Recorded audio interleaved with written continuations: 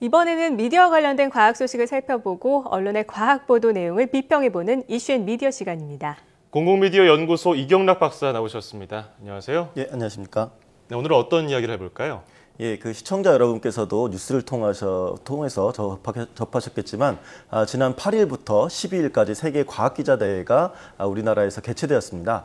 오늘과 다음 시간에는 그 성공리에 마친 이 대회에서 어떤 이야기들이 논의됐고 또 과학 저널리즘을 수행하는 과학기자 역할은 무엇인지 이런 부분에 대해서 이야기를 해보겠습니다. 네, 이번에 네이처, 뉴욕타임즈 그리고 월스트리트저널 편집장 등 전 세계 과학기자들이 서울 한자리에 모였다는 얘기를 듣고 그렇잖아도 굉장히 기대가 됐습니다. 이 과학 저널리즘을 주제로 해서 다양하고 글로벌한 토론이 벌어진 거죠. 네, 구체적으로 그렇습니다. 어떤 행사인가요? 이번 행사의 모토는 그 서로의 지평을 넓히자라는 주제였습니다. 그래서 그렇게 진행됐는데 기조 강연이나 대중 강연 그리고 전체 세션, 워크숍, 동시 세션 이렇게 다양한 형태로 구성이 되었습니다. 그래서 해당 주제들 중에서 과학 저널리즘과 관련된 그 몇 가지를 좀 소개해드리자면 과학 언론, 언론과 과학 어디에 설 것인가, 그리고 또 지구적 관점으로 본 성차별주의, 그리고 과학 보도와 해결책, 그리고 시민과학과 언론, 아시아의 과학 뉴스는 어떻게 만들어지는가, 그리고 리스크 보도와 숫자의 활용, 아시아의 과학 언론 이런 것 같은 그 과학 저널리즘과 관련된 내용들이 주를 이뤘습니다. 그리고 또 그 밖에도 의학 논문에 속지 않고 보도하기, 그리고 또 과학적 사기의 쉬운 가지 그림자 이런 것처럼 이 시간을 통해 다뤘던 올바른 과학 정보 전달 방식에 대한 논의 이런 것들도 이뤄졌습니다. 동시 세션만 하더라도 40가지 주제가 발표되었으니까 굉장히 좀 큰 규모의 행사라고 볼 수 있었는데요. 특히 이번에는 특별 세션으로 메르스 확산과 방지 대책 이런 것이 좀 발표가 되어서 또 관심을 크게 끌기도 했습니다. 네, 아무래도 메르스 얘기가 빠질 수 없었을 것 같아요. 과학기자 사이들 사이에서도. 자, 저희 여러 가지 주제가 있는데 이 중에서도 서로의 지평을 넓히자 이런 얘기가 있어요. 사실 과학이라는 게 경계가 없지 않습니까? 국경이라든지 장르 구애받지 않고 있는데 그래서 이 국제적으로 이 과학기자들의 좀 감각이 남달라야 될 것 같다는 생각이 들어요. 네, 맞습니다. 그렇다면 국내 이 저널리즘 관련해서는 어떤 내용이 없었습니까? 네, 우선 그 기조 강연이었던 필리처상을 수상한 적이 있었던 댄 베이킨 교수의 그 뉴욕대 교수거든요. 그분 강연 내용을 조금 더 간략하게 소개를 해드리겠습니다. 이 기조 강연은 대회 마지막 날에 있었는데요. 어떻게 보면 그 과학 저널리즘이 살아남을 수 있는 방법이 무엇인가 이런 것에 대한 고민이고 또 제언이라고 할 수가 있겠습니다.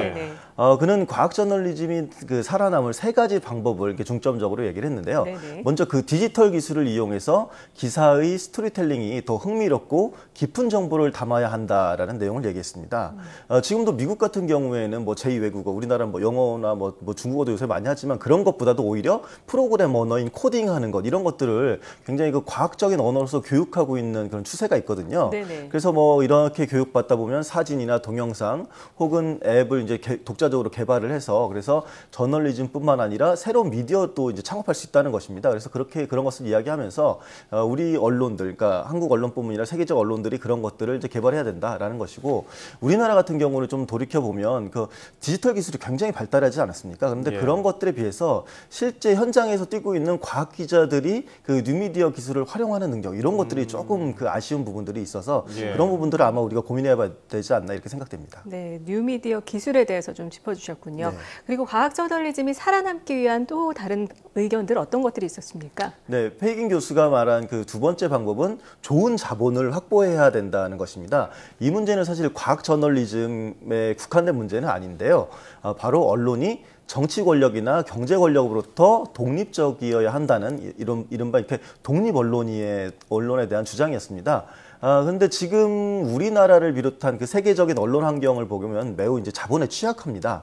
그래서 현실적으로 시장의 수익 모델을 확보할 수 없는 상황인데 만약에 그렇다면 언론의 가치를 인정해주는 좋은 돈을 확보해야 된다 이런 식으로 이제 얘기를 한 것입니다.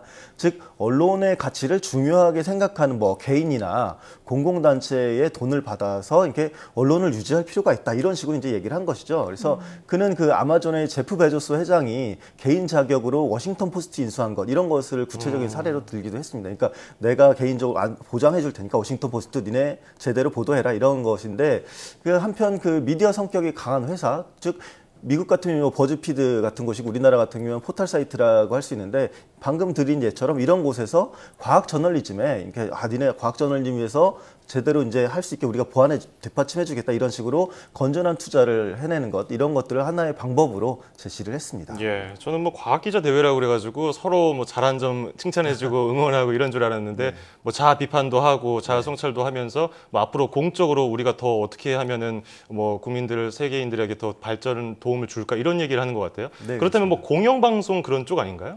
방금 얘기하신 것 같은 경우 공영방송 그러니까 사실 페이긴 교수가 뭐 우리나라를 사례를 알았다면 어떻게 보면 그것을 모범 사례로 얘기할 수도 있을 것 같았습니다. 그러니까 여러분들이 시청하시는 이 YTN 사이언스도 어떻게 보면 과학 대중화를 위해서 과학기술진흥기금을 지원받은 이제 프로그램 제작도 하거든요. 그래서 뭐 이런 그 기금이 아주 충분한 기금은 아니지만 어쨌든 과학 저널리즘을 안정적으로 또 독립적으로 수행하기 위한 바탕이 되기도 합니다. 그런 맥락에서 어떻게 보면 그 공영방송으로서의 그런 정치나 그런 그 경제적 그런 권력으로부터 벗어날 수 있는 것들 이런 것들이 어떻게 보면 다른 기금, 공적 기금을 통해서 YTN 사이언스나 과학 저널리즘에 이제 응용될 수 있다는 것이죠. 네, 이렇게 건전한 작은 공적 기금이 그 과학 저널리즘이 살아남는데 큰 밑거름이 될 수 있는 부분 아니겠습니까? 네, 그리고 또 이 과학 저널리즘이 살아남을 수 있는 또 다른 방법, 마지막 방법 어떤 걸 제시하셨습니까? 예, 페이긴 교수가 마지막으로 지적한 부분이 바로 저널리즘의 가치를 저널리스트가 독점해서는 안 된다는 것이었습니다. 최근에는 과학과 관련해서 많은 전문가들이 그 블로그나 SNS 같은 것을 통해서 굉장히 의미 있는 과학 소식을 전하고 있거든요. 그래서 뭐 MSG 논란에서의 정답이나 이런 것들도 뭐 이 과정에서 어떤 경우를 보게 되면 기존의 언론들이 잘못 보도하는 내용들을 다시 비판하거나 수정하는 그런 것들도 있습니다. 이렇게 봤을 때 기존 언론들이 자신들의 권위나 특권을 지키려고만 할 것이 아니라 어떻게 보면 과학성이나 객관성 등을 제대로 받아들일 필요가 있다. 이런 것들을 지적한 것이라고 볼 수 있겠죠. 수정하고 비판하는데 잘 받아들이지 않는 경우가 많죠. 그렇죠. 대부분의 언론들이 뭐 오보나 혹은 잘못된 보도들, 특히 과학 보도에 있어서도 그런 부분들에 수정을 하지 않고 정정 보도를 하지 않는 경우들이 있는데 이런 경우에 있어서 너무 자기 아집만 부릴 것이 아니라 좀 다른 사람들도 저널리즘을 제대로 수행할 수 있다. 이런 것을 인정하라는 얘기가 될 수 있겠죠. 과학 기자들이 뭐 좀 겸손하면서 귀 기울여서 뭐 내 말만 맞는 게 아니고 이 사람 의견도 잘 들어야 된다 이런 얘기인데 YTN 사이언스 기자들도 그런 걸 많이 노력하고 있거든요. 그런 거 뭐 재밌는 아이템을 구하는 것도 중요하지만 올바른 정보를 구하기 위해서 그리고 알리기 위해서 노력하고 있는데 뭐 다른 이 대회에서 다른 뭐 주목할 점 없었나요? 예, 사실 이 보도 아까도 서두에 말씀드렸지만 의학 보도의 문제점이나 뭐 데이터를 이용하는 방법들에 대한 내용들 그리고 논란이 되었던 사건들도 좀 있었습니다. 뭐 여성 비하 발언 이런 것들이 있는데 이런 부분들에 대해서는 다음 시간에 좀 이어서 말씀을 드리도록 하겠습니다. 네, 잘 알겠습니다. 이 전 세계 과학 기자들이 서울에서 모인 세계 과학 기자 대회, 과학 언론의 정체성과 비전, 시청자들을 위한 올바른 저널리즘을 논의하는 소중한 자리였는데요. 다음 시간에도 기대를 해보도록 하겠습니다. 자, 지금까지 공공미디어 연구소 이경락 박사와 함께 이야기 나눴습니다. 오늘 말씀 고맙습니다. 네, 감사합니다.